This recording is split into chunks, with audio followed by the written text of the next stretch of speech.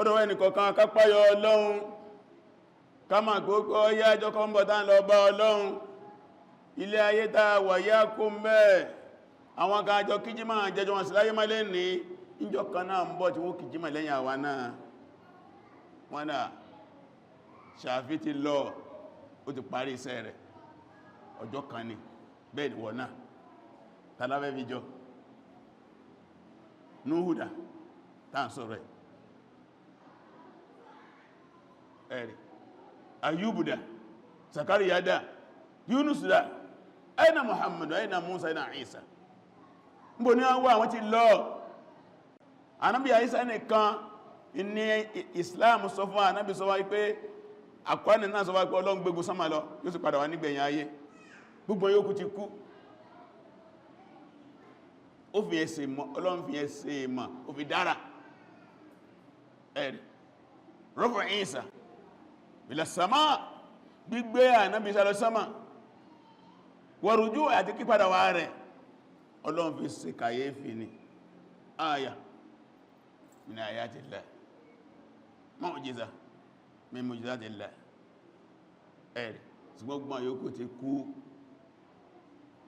bẹ́ẹ̀lá àná lọ ìjọ kan bọ̀ tàà lọ káwà máa dìrù àmọ́jọ́ tí ó yà ìjọ tí ó bá yá Ọlọ́run jẹ́ àtàn sórí dáadáa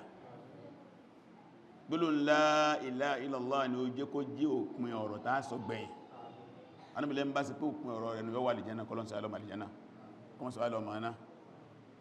lẹ́yìn náà ẹ̀rí pé ọjọ́ ìní ọjọ́ olùdé ni olè mólídì ọ̀sọ́wà ní òtúbà jẹjọ péjọba máa ń fún alọ́lùdé gẹ́gẹ́ bí òǹkà ti Nàìjíríà òní àkà ní 12 ṣùgbókà tó pọ̀ láyé òní 13 bó ní wá jẹ́ 12 ni wọ́n fi fún a ní olùdé lẹ́nì ọdé mólídì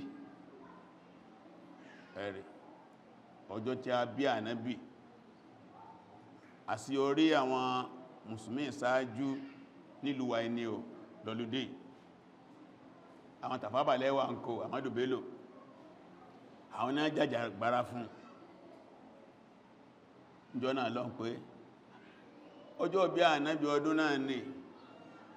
nígbàtí pé ọjọ́ bí Ànábì Ìsá ẹ̀mfáwọn ìlọ́lúdé Nàìjíríà yìí tó bá gbọ́n ṣe Christmas ọjọ́ bí Ànábì Ìsá náà pé yàtọ̀ sí New Year torí díẹ̀ àwa náà lẹ́tọ̀ ọjọ́ bí Ànábì wa wọ́n jàjàgbára fún ni ìjọba sí grant ẹ̀ ló fi wà nínú ètò ìjọba orílẹ̀-èdè ẹmbájú lórílẹ̀-èdè yìí kì bá jẹ́ mùsùlùmí kì bá jẹ́ Christian kò sí ní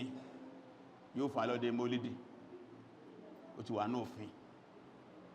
ó wá kú bú láti lọ́lọ́lọ́lọ́lọ́lọ́ yẹn sáà ló dáadáa bá ló dáadáa mólídì tọdún ìwá tó wá jọjọ́ Jímọ̀ ẹ̀rì ẹ̀sìn ma ó jí sọ tó ma mólídì fún yín àdúbáyàn sí máa ń ṣe èmi ṣe mólídì o wọ́n ṣe ìpé mi sí ẹ̀nà ma fatiwa mi lórí mólídì ó ti yé à ń fáwọn mólídì ní mọ́ràn ni ṣùgbọ́n ẹni tàà tó rẹ̀ ṣe mólídì yìí Ànábì ni Ànábì Muhammad sallallahu ọlọ́njúwẹ̀ ẹ̀fà ní ọ̀nà tó pọ̀ ní Al-Qur'ani Karim ẹwà àti mo ké fún yín nísìn ayà àti gbogbo àtàbà máa ké ní Quran chapter 3 verse 21 ayà àti gbogbo mùsùlùmí mọ́ ní laqad kana lakum fi rasulillahi uswatun hasanatun liman kana yarju Allaha wal yawmal akhir wa dhakara Allaha kathira ó ní mẹ́ fún ilátara òjíṣẹ́ òun ọlọ́sà ní Muhammad uswatun hasana àwọn àríkọ́sẹ̀ dáadáa liman kana yarju Allaha wal yawmal akhir fẹ́ bá kọ́nà ọlọ́tọ́kọ́nà alìkíámà wa dhakara Allaha kathira tó sì rántí Ọlọ́run lọ́pọ̀lọpọ̀ ìgbà ar-rasulu qudwa ìtumẹ̀nu ar-rasulu qudwa Ànábì ní àríkọ́ṣe sallallahu alaihi wasallam al-qudwa fil aqida àríkọ́sí ni nínú ìgbàgbọ́ nínú Ọlọ́run tá bá fẹ́ gbọ́ Ọlọ́run bá gbọ́ tá fẹ́ kó nítumọ̀ nu'minu kama amana Muhammadun sallallahu alaihi wasallam a gbọ́ Ọlọ́run gbọ́ bá Nàbí ṣe gbọ́ Ọlọ́run gbọ́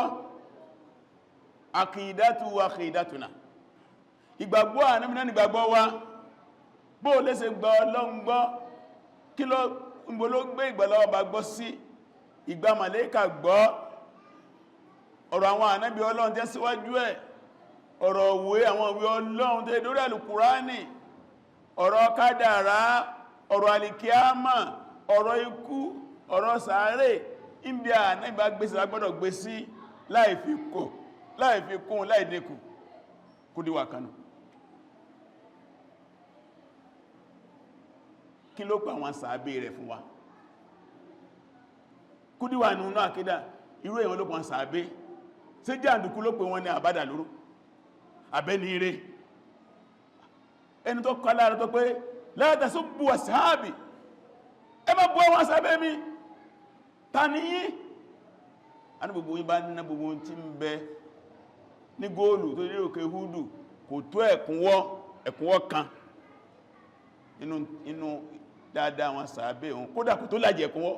ń bí ànábì bá gbé sàábé lágbọ́dọ̀ gbé sí lágbọ́dọ̀ tó bá kọ́ sí ànábì ọ̀kan àwọn sàábé rẹ̀ lábùkù kò yẹpẹrẹ wọn ọ̀họ́nà wọn ni oyin wọn ni ọ̀nkẹ́ wọn ọ̀ngẹ̀ wọn ni haula ashabi àwọn tẹ̀mẹ́rẹ̀ kọ̀tá wọn dánù ẹni ó bá ṣe dáadáa nínú wọn ayí ẹni bá ṣe àìdánù wọn a bá wí a sì akọrẹ́tẹ̀ orí wọn ar-rasul qudwatuna fil ibada annabi Muhammad àríkọ́sí wa nínú jọ́sìn nusalli kayfa yusalli a ma kí bá náà ṣe kírun ó ní sallu kama ra'aytumuni usalli mo ṣe kírun kẹ́ kírun ìjọ kan sọ wọn sàbẹ́ gbàjá fẹ́ sí hajji ó ní khudhu anni manasikakum ẹ mú sí hajji láàrin mi ànábì ìjọ kan ànábì sálì wà látọ́ ní hadha wuduhi ilé alọ̀wàlẹ́ mi ànábì huwa qudwatun fil ibada a gbọ́dọ̀ ní ẹ̀sìn kátà fẹ́ dálẹ̀ látọ̀dọ̀ ara wa ìyọba pè ráká àrùn fún anáàráká ìjọba láàkè ní ráká àkọwọ́nà láàkè mẹ́ ní a fi gbà wá ìrun ànábì àwẹ̀ ànábì hajji ànábì àti bẹ́ẹ̀ bẹ́ẹ̀ lọ ar-rasul qudwatuna bil akhlaq aná Muhammad àríkọ́síwá nínú ìwà ẹ̀ lè gbá ìwà burúkú kankan nínú ànábì olódodo ni aláàánú ni ẹni fọkàntán ni onítẹríba ni ọlọ́wọ́ rẹ̀ ni akin ni akíkanjú èèyàn ni ẹ̀rù kìí bá kìí sójó onídéédé ni aláàánú ni kẹ́nikẹ́ni ni ẹ̀rí ar-rasul qudwatuna fi siyasa nínú òṣèlú ẹ̀yin olóṣèlú ẹkọ́ sí ànábì ní òṣèlú bóòlù ṣe gbéjọba kalẹ̀ tó jẹ́ ìjọba àánú ìjọba gbogbo èèyàn ìjọba ní déédé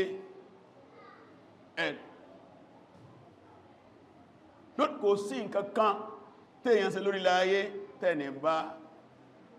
ànábì ní àríkọ́sí Ọlọ́run bá ní kẹ́ ànábì ní gẹ́ ànábì bá ní kẹ́ ànábì ní gẹ́ ànábì اللهم صل عليه كما صليت على ابراهيم وبارك عليه كما باركت على ابراهيم في العالمين انك حميد مجيد. الله